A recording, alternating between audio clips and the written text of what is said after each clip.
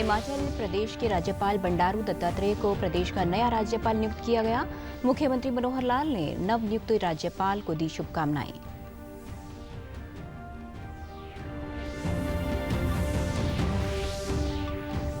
CBSE board की 10वीं और 12वीं कक्षाओं की परीक्षाएं वर्ष में 2 बार ली जाएंगी। टर्म 1 की परीक्षा नवंबर-दिसंबर 2021 में और टर्म 2 की परीक्षा मार्च-अप्रैल 2022 में होगी।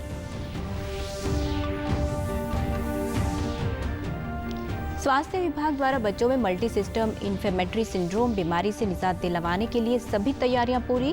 पंचकुला के सभी अस्पतालों में इस बीमारी को लेकर अलर्ट घोषित।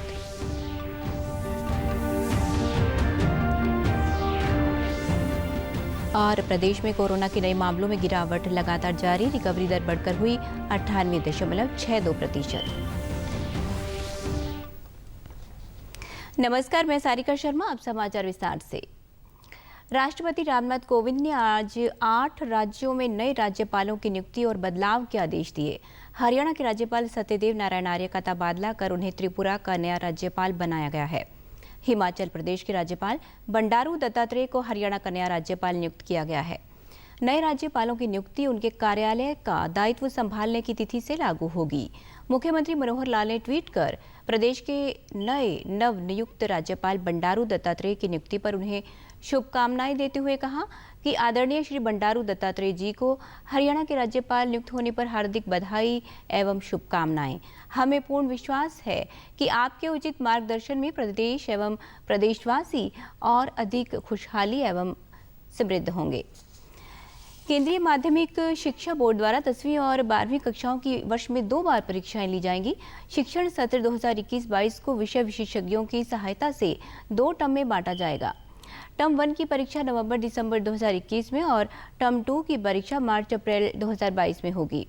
प्रत्येक परीक्षा में 50% पाठ्यक्रम से ही सवाल पूछे जाएंगे। बोर्ड ने कहा है कि जब तक स्थानीय प्रशासन स्कूल खोलने की इजाजत नहीं देता, तब तक सभी स्कूलों को दूरस्थ माध्यम से पढ़ाई जारी रखनी होगी। बोर्ड ने कहा कि 10वीं और 12वीं कक्षा के पाठ्यक्रम को ऑनलाइन पढ़ाई के लिए अधिक युक्तिसंगत बनाया जाएगा। 10वीं और 12वीं कक्षाओं की केंद्रीय माध्यमिक शिक्षा बोर्ड द्वारा वर्ष में 2 बार परीक्षाएं लिए जाने के फैसले पर यमुनानगर के निजी शिक्षण संस्थान के निदेशक और प्रिंसिपल ने कहा कि ये एक सराहनीय फैसला लिया है। उन्होंने कहा कि दोनों टर्म में पेपर 90-90 अंकों के होंगे। इससे छात्र अपनी आसानी से परीक्षा की तैयारी कर सकेंगे और सीबीएसई बोर्ड के दिशा निर्देश के अनुसार विद्यार्थियों का आंतरिक मूल्यांकन किया जाएगा।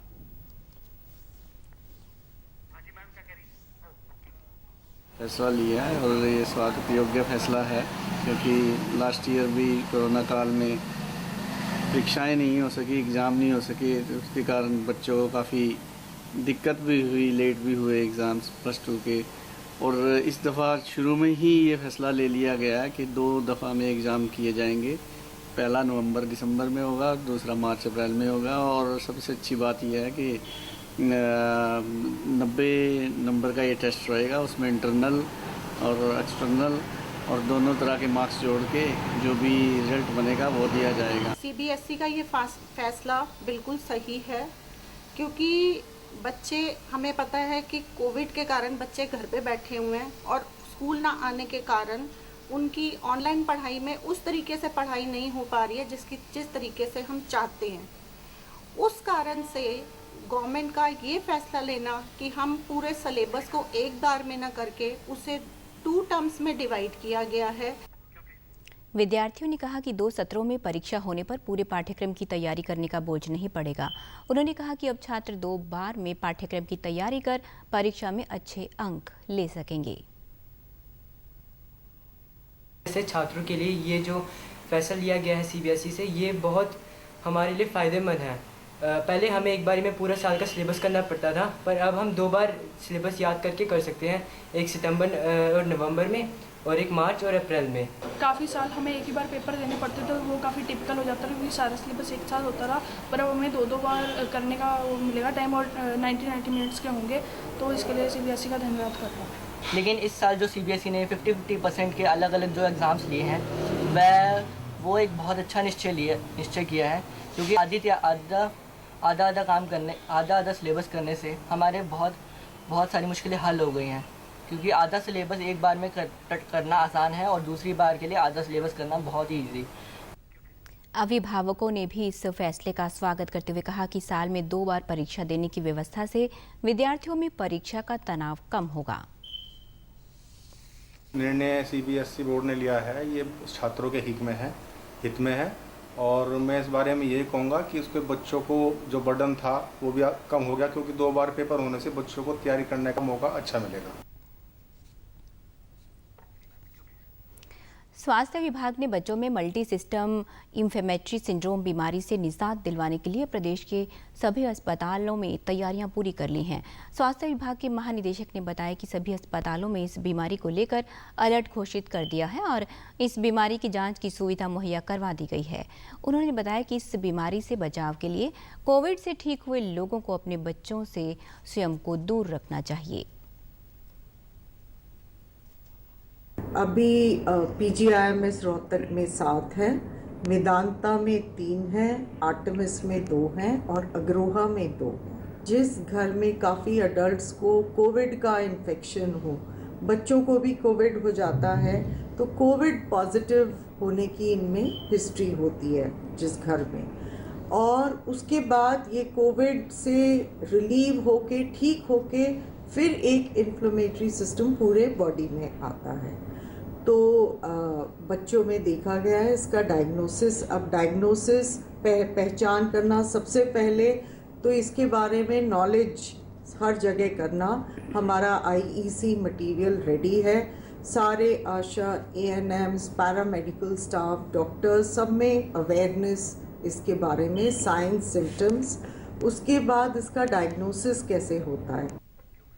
PGI के बाल रोग विशेषज्ञ डॉक्टर अंकुर जिंदल ने बताया कि बच्चों को बुखार होना, शरीर पर लाल रंग के निशान पड़ना, आंखें लाल होना आदि इस बीमारी के लक्षण हैं। उन्होंने बताया कि बच्चों में ये लक्षण दिखाई देने पर तुरंत डॉक्टर से संपर्क करना चाहिए। एक तरीके का इन्फ्लेमेशन होता है बॉडी में, एक तरीके की सूजन होती है, तो ये बच्चे ज़्यादातर बुखार करके प्रेजेंट करते हैं। सबसे पहला जो इन बच्चों के अंदर लक्षण होता है वो होता है बुखार का।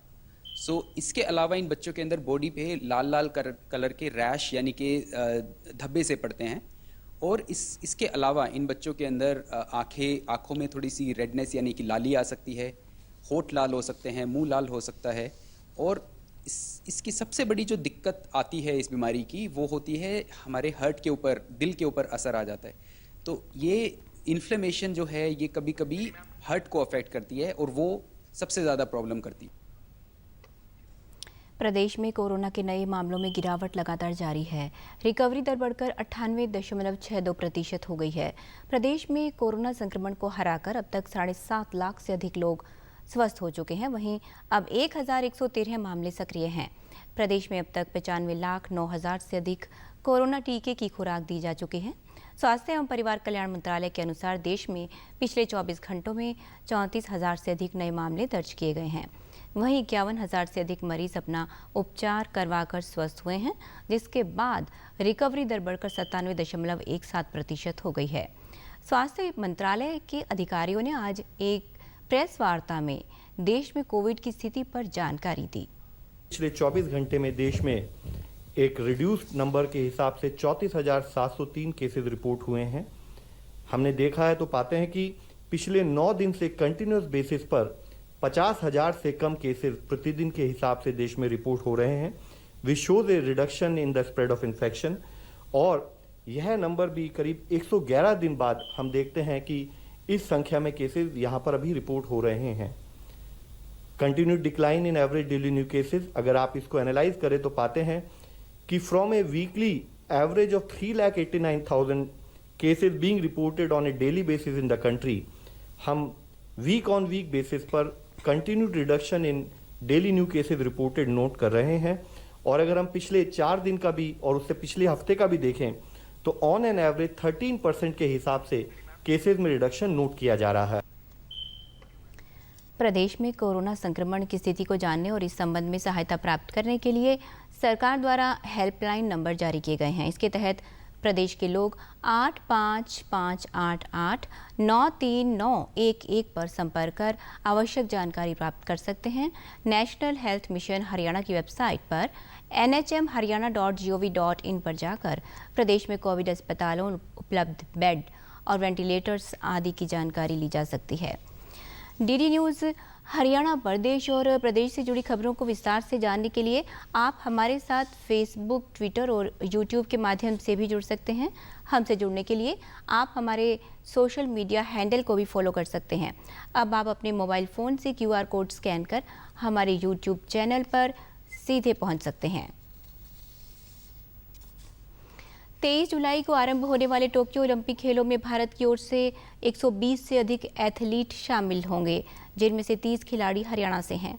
ओलंपिक खेलों के उद्घाटन समारोह में भारतीय महिला मुक्केबाज मैरी कॉम और पुरुष हॉकी टीम के कप्तान मनप्रीत सिंह भारत के ध्वजावाहक होंगे। 8 अगस्त को होने वाले इन खेलों के समापन समारोह में प्रदेश के पहलवान बजरंग पूनिया ध्वजवाहक होंगे। एशियाई खेलों में स्वर्ण पदक जीतने वाले विश्व चैंपियन बजरंग पूनिया पहली बार ओलंपिक खेलों में हिस्सा लेंगे।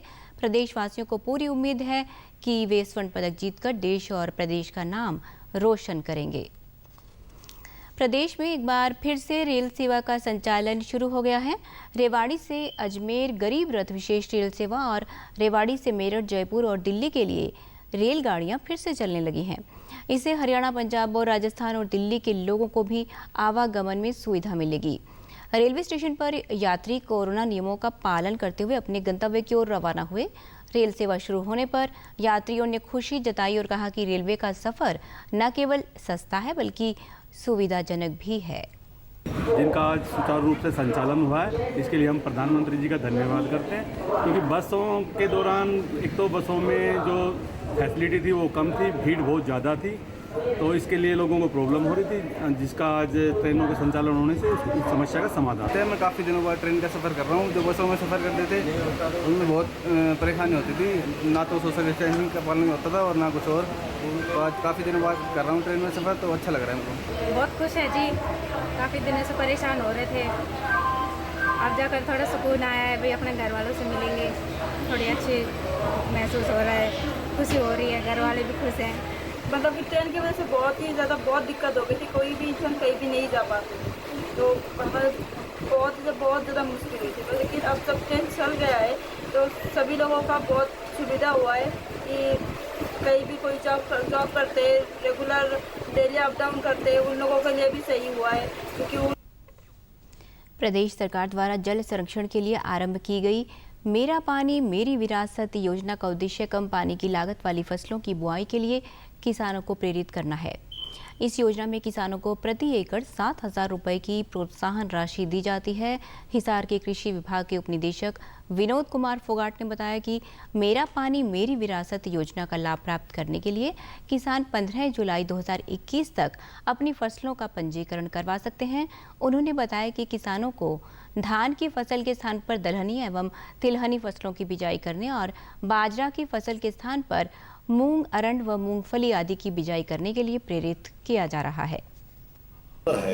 वो जो किसान भाई धान को छोड़ के दूसरी फसल लगाना चाहते थे उनके लिए काफ़ी फायदेमंद है, और जो किसान भाई धान को छोड़ के दूसरी फसल लगाएंगे उसको हरियाणा सरकार 7,000 रुपये पर एकड़ के हिसाब से देगी। उसमें पिछली बार जो किसान भाइयों ने बेनिफिट उठाया था उनको भी इसमें इंक्लूड कराया गया है, लेकिन पिछली बार बाजरा था, अब की बारी स्कीम में बाजरा नहीं है, क्योंकि बाजरा के ऊपर एक अलग से स्कीम है, इसलिए बाजरा को इसमें शामिल नहीं किया गया है।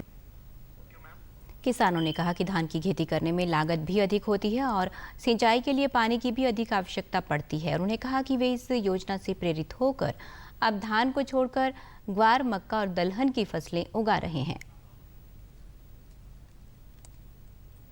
सर ये योजना बढ़िया है, इसमें पानी की बचत होती है, ठीक है, और जो और धानों की फसल में इनकम ज़्यादा होती थी, इसके चक्कर में सरकार 7,000 रुपये और दे रही है। पहले दाना खेती कराया करती है, दाना खेती छोड़ के ग्वार के करें। ग्वार बढ़िया हुआ है और पानी की कमी है। मेरा पानी मेरी विरासत है, चलाई है, बहुत अच्छी है। अब धान छोड़ के जी मोटी फसल बोने लग गए, दाल वगैरह बोने लग गए, और सरकार 7,000 रुपये देगी। मुख्यमंत्री ने बहुत अच्छी स्कीम कर दी। अंत में इस बुलेटिन के मुख्य समाचार एक बार फिर। हिमाचल प्रदेश के राज्यपाल बंडारू दत्तात्रेय को प्रदेश का नया राज्यपाल नियुक्त किया गया। मुख्यमंत्री मनोहर लाल ने नव नियुक्त राज्यपाल को दी शुभकामनाएं।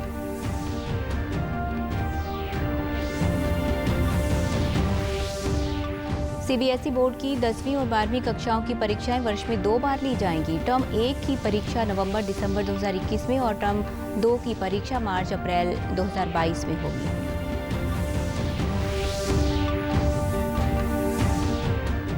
स्वास्थ्य विभाग द्वारा बच्चों में मल्टी सिस्टम इंफ्लेमेटरी सिंड्रोम बीमारी से निजात दिलवाने के लिए सभी तैयारियां पूरी। पंचकुला के सभी अस्पतालों में इस बीमारी को लेकर अलर्ट घोषित।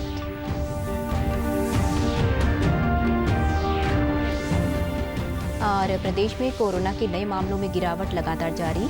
रिकवरी दर बढ़कर हुई 98.62%। सभी दर्शकों से अपील है कि आप जब भी घर से बाहर निकलें तब मास्क जरूर पहनें, 2 गज की दूरी बनाए रखें और एक नियमित अंतराल पर अपने हाथ धोते रहें। और अगर आप पात्र हैं तो टीकाकरण अवश्य करवाएं, तभी आप कोरोना महामारी से बच सकते हैं। आज के बुलेटिन में बस इतना ही। नमस्कार।